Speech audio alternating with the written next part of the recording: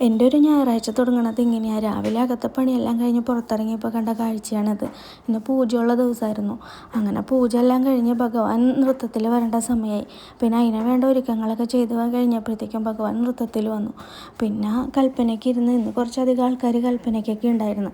അങ്ങനെ അതെല്ലാം കഴിഞ്ഞ് വൈകുന്നേരം കലശത്തിനുള്ള വറപൊടിയും നിവേദ്യങ്ങളൊക്കെ ഉണ്ടാക്കാൻ വേണ്ടിയിട്ട് കയറി. വറപൊടിയിൽ തുടങ്ങി പിന്നെ ബാക്കി നിവേദ്യങ്ങളൊക്കെ ഉണ്ടാക്കി. അതിൻ്റെ ഇടയിൽ ഒരു കൂട്ടം ആൾക്കാരിരുന്ന് പാത്രം കഴുകലും കലാപരിപാടികളൊക്കെ ആയിരുന്നു. പിന്നെ വൈകുന്നേരം കുളിച്ച് സുന്ദരിയായി വന്ന് ദീപാരാധനയ്ക്ക് മുമ്പായിട്ട് വിളക്കൊക്കെ കത്തിച്ച് അങ്ങനെ അപ്പോഴത്തേക്കും ഭദ്രമോളും വന്ന് അവളും കത്തിച്ച്. ഇന്നാണെങ്കിൽ കൈകൊട്ടിക്കളിയും തിരുവാതിരകളിയും ഉണ്ട് മഠത്തിൽ. മിക്ക ആഴ്ചകളിലും ഉണ്ടാവും. അങ്ങനെ തിരുവാതിരകളിയുടെ കൂടെ ഭദ്രയുടെ ബ്രേക്ക് ഡാൻസും കൂടി ഉണ്ടായിരുന്നു. അങ്ങനെ അതെല്ലാം കഴിഞ്ഞ് കഴിഞ്ഞപ്പോഴത്തേക്കും ആൾക്കാരൊക്കെ ഒന്ന് ഒതുങ്ങിക്കഴിഞ്ഞ് കഴിഞ്ഞപ്പോൾ അതേ അടുത്ത ആൾ വന്നിരിക്കണം വളക്കച്ചവടമായിട്ട്. എൻ്റെ ചാച്ചൻ്റെ മോളാണ് ഇവള് പുതിയൊരു ബിസിനസ് തുടങ്ങിയേക്കുക വളക്കച്ചവടം. നേരത്തെ വാടിയെന്ന് പറഞ്ഞിട്ട് അവൾ വന്ന നേരാണത്. അങ്ങനെ അവളുടെ കയ്യിൽ നിന്ന് കുറച്ച് വളയൊക്കെ നോക്കി, നല്ല അടിപൊളി വളകളൊക്കെ ഇരുന്നു അവളുടെ കയ്യിൽ. അങ്ങനെ അതൊക്കെ നോക്കി അതിൽ നിന്ന് കുറച്ച് വളകളൊക്കെ മേടിച്ച്.